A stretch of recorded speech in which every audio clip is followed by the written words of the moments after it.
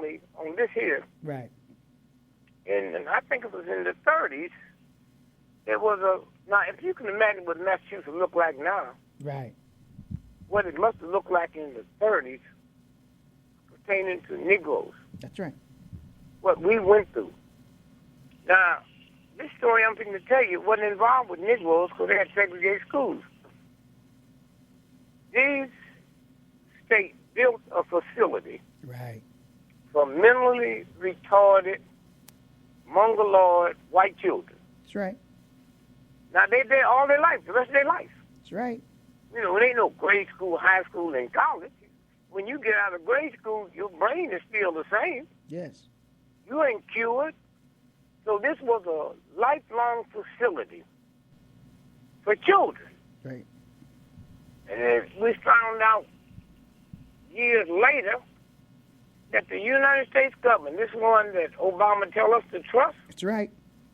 we found out that they was taking oatmeal, Right.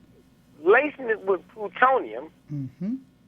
and sending it to that school to feed those children breakfast, That's right. doing experiments on how it affected. Oh, because they knew we was about to come into different type of weapons, That's right. plutonium-based, and they want to know how can we deal with our soldiers that get sick from this.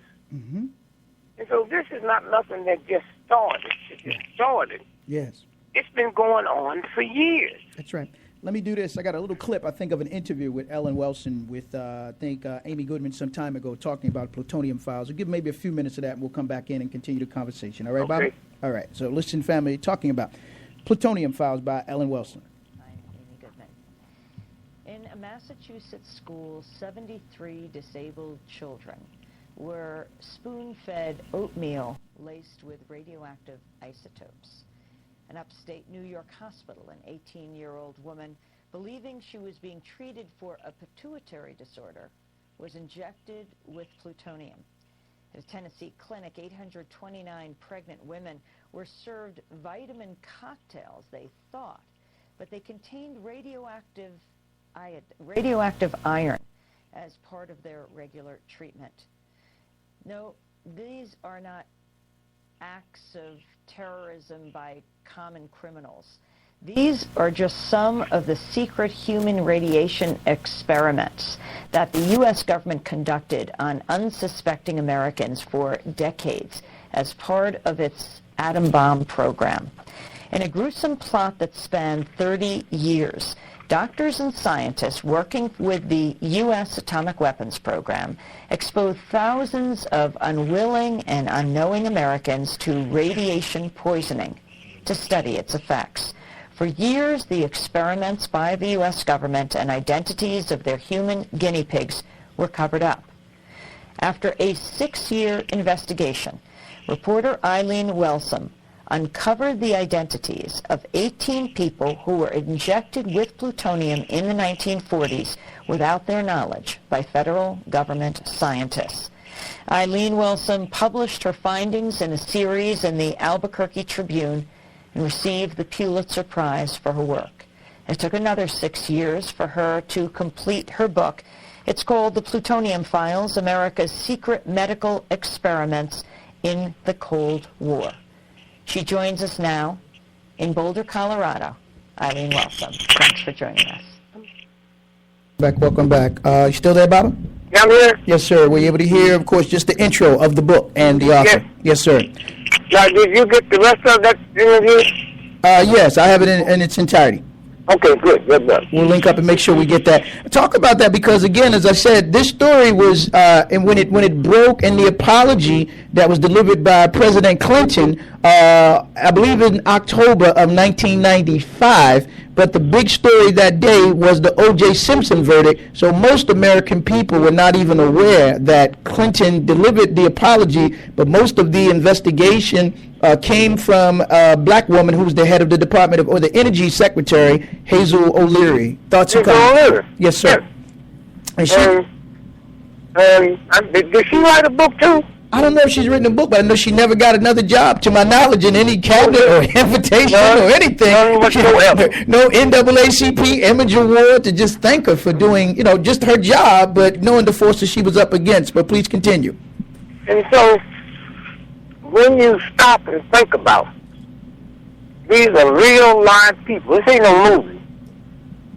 This ain't nobody from Japan doing experiments.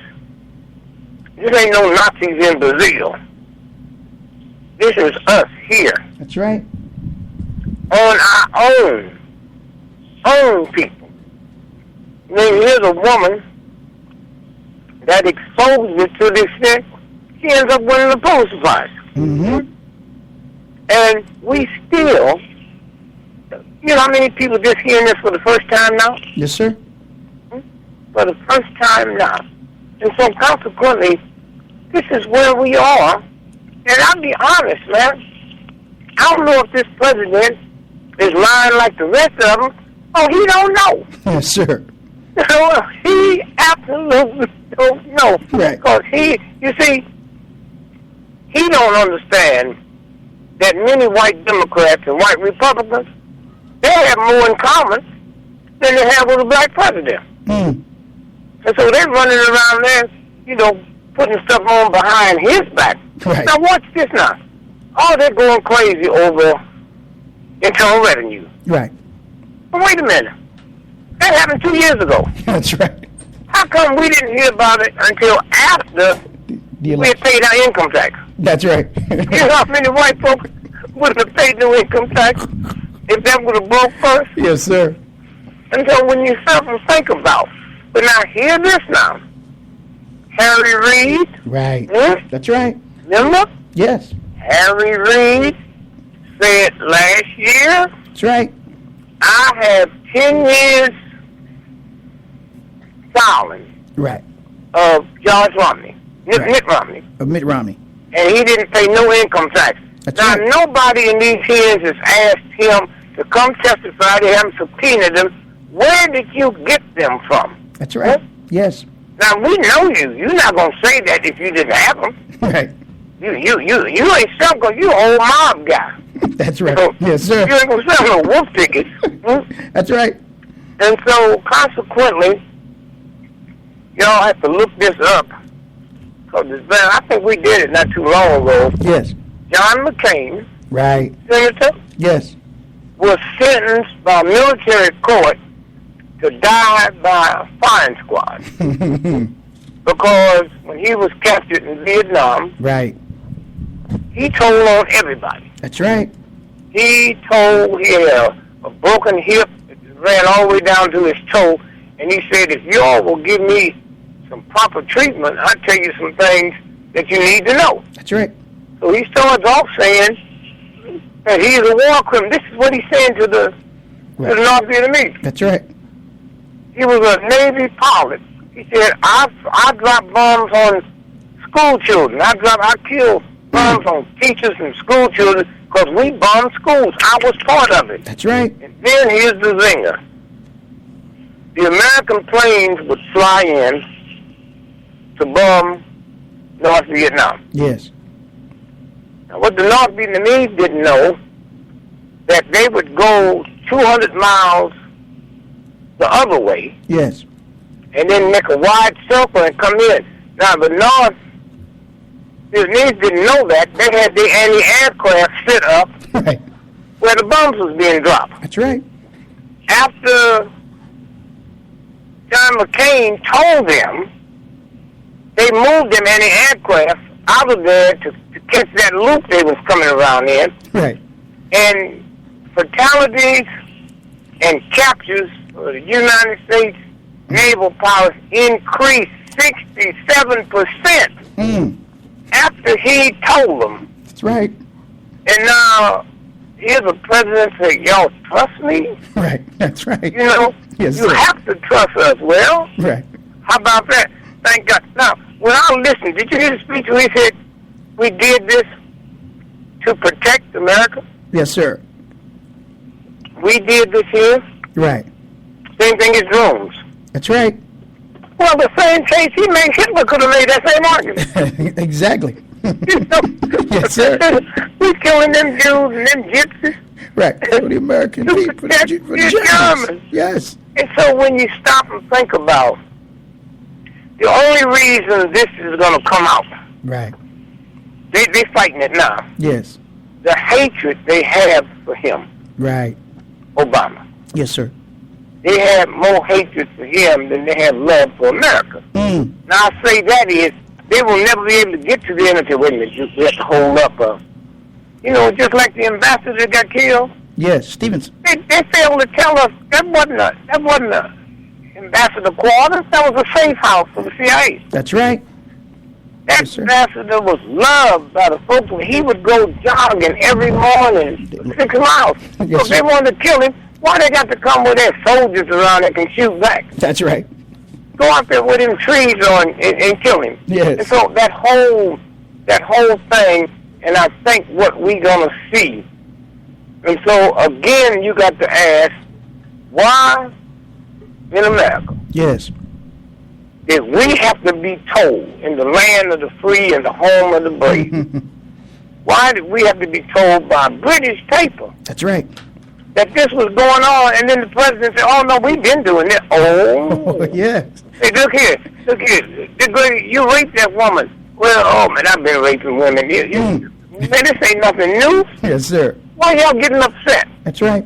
Well, and then so when you look at the United States military, right, that the women's rape of women in the military last year increased. That's right.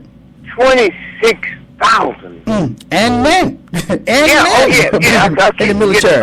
Yes, sir. Yeah. but when you had the case this week of an Army soldier, I think his name was Staff Sergeant Bale, guilty of killing 16 Afghan villagers the other day, and most of that wasn't covered in the news media.